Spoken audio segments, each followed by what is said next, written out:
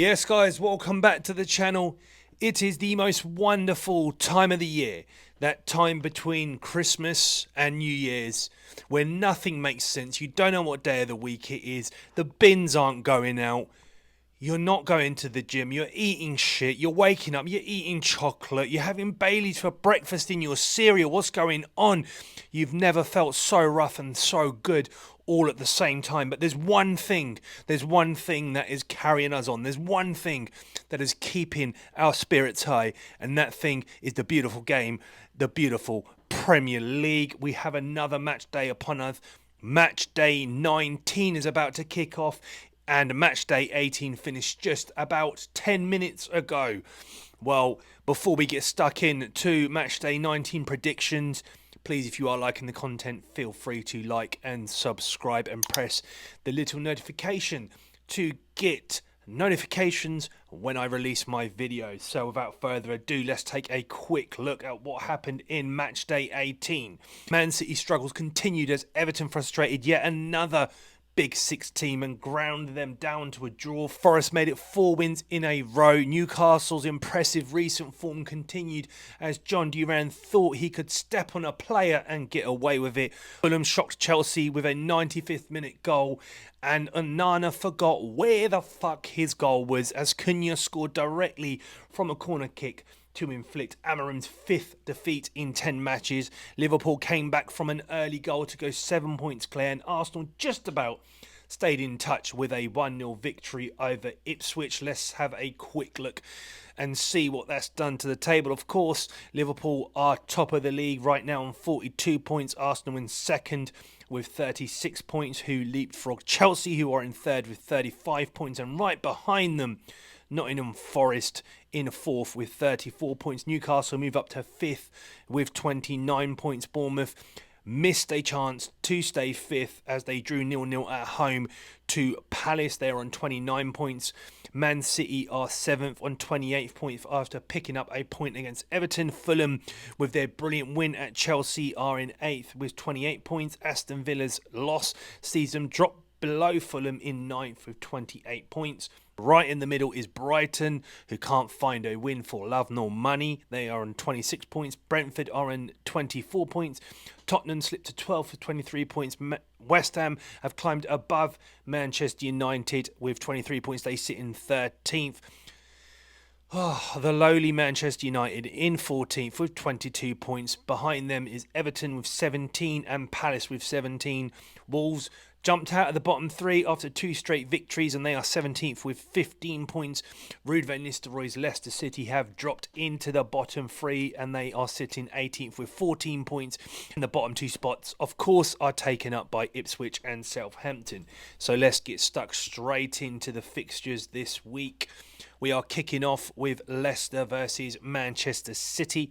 City have beaten Leicester in 8 of the last 9 Premier League meetings between these two teams, but as we all know, they are struggling big time and didn't really create anything of significance against Everton, albeit Everton did defend very well, and they are a much different proposition than Leicester. Leicester coming off the back of 3 straight losses, conceding 10 goals and only scoring once along the way.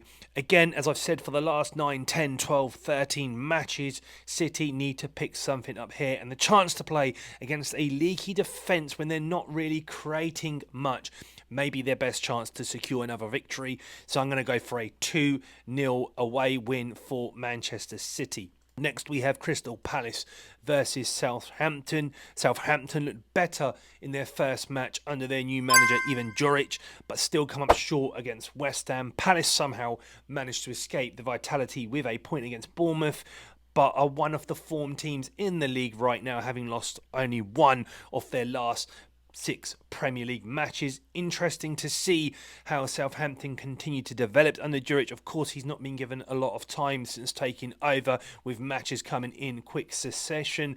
So I do think this lends to Palace result here. So I'm going to go for a 2-0 home win for Crystal Palace. Next, we have Everton versus Forest.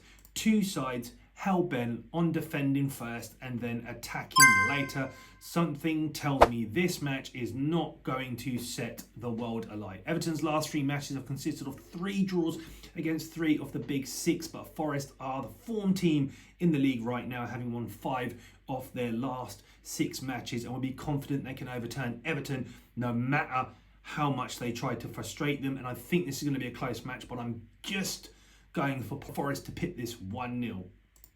Next, we have Fulham versus Bournemouth. 2 teams under 2 managers who have simply excelled beyond anyone, especially mine, expectation this season. This has seen all the potential to be a damn good fucking game. Both are unbeaten in the last 6 games. Under Silva, Fulham are proving hard to beat, and under Areola, Bournemouth are playing some exceptionally splendid football right now, but can be accused of being very, very wasteful on occasions. This is a really hard one to call, and I'm sure it'll be a good match, but Fulham will be buoyed by their 2-1 away win against Chelsea, and I think they're going to repeat this feat here and go for a 2-1 home victory. Next, we have Spurs versus Wolves. Spurs coming off the back of back-to-back defeats, whereas Wolves are buoyed by 2 impressive back-to-back wins to start Pereira's tenure. And all that cloud that was hanging over them under Gary O'Neill's leadership seems to have lifted. Tottenham are absolutely crippled by injuries and inconsistent performances and will be eager, very eager, to pick up a win. However, Wolves have won the last 3 matches between these 2 sides, and I'm tempted to say that it might continue here, but with Spurs playing at home, I'm going to back Spurs and I'm going for a 2-1 home win for Spurs. West Ham versus Liverpool. West Ham have only beaten Liverpool once in the Premier League since 2016, which indicates that Liverpool should be picking up maximum points here. West Ham are unbeaten in 4, including 2 wins, as they look to have really found some consistency and form under Lopetegui. After Liverpool surprisingly went behind against Leicester, they woke up and smashed them, and we can expect to see more of the same here. But here's the thing, with matches in such close proximity, don't be absolutely shocked if there is a little bit of an upset here, but I'm still backing Liverpool, and slot machine continued. So we're going to go for a 2-0 away win for Liverpool. Next, we have Villa versus Brighton. Aston Villa coming off the back of a 3-0 humbling at St James's Park after Duran's stupidity got him sent off. Brighton's recent dip in form continues, and they are now 6 without a win in the Premier League. Villa have been a bit up and down recently, 3 wins and 3 losses in their last 6 matches, but we'll see this as an opportunity to gather some momentum again. In all honesty, I can see Brighton winning this match, but I am going to go for a Villa win here at home. I don't think Emery's going to be very pleased with how they've been playing recently, and I'm going to go for a 2-0 win for Villa with a bit of a response from their humbling at St James's Park. We have Ipswich versus Chelsea. Chelsea, of course, coming off that back of that very surprising home loss against Fulham, and will be looking to provide a response and keep up the pace with Liverpool. For Ipswich, another loss last time out against Arsenal. These kinds of matches are probably the ones that they wouldn't count as winnable before the season started. So if they can get anything out of this game, it would be a bonus and it would be fantastic.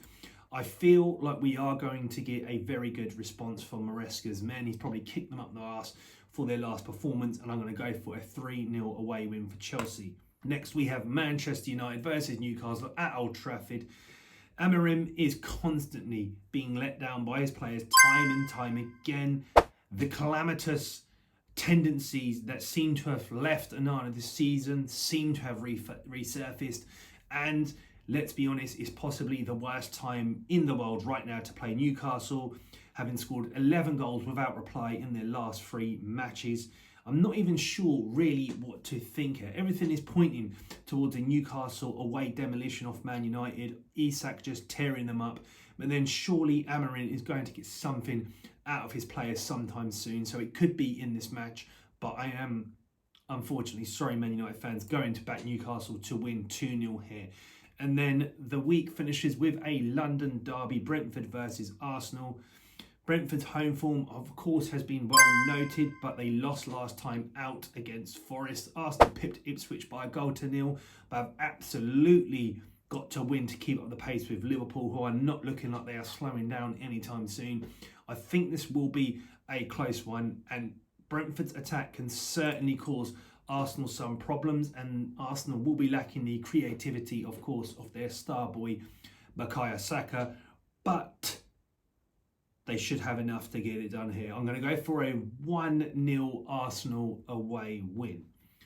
Well, there you go, guys. That's my predictions for match day 19. Let me know what you think, if you agree, or if you think I'm chatting shit. To be honest, my record in the last few weeks has been absolutely fucking appalling.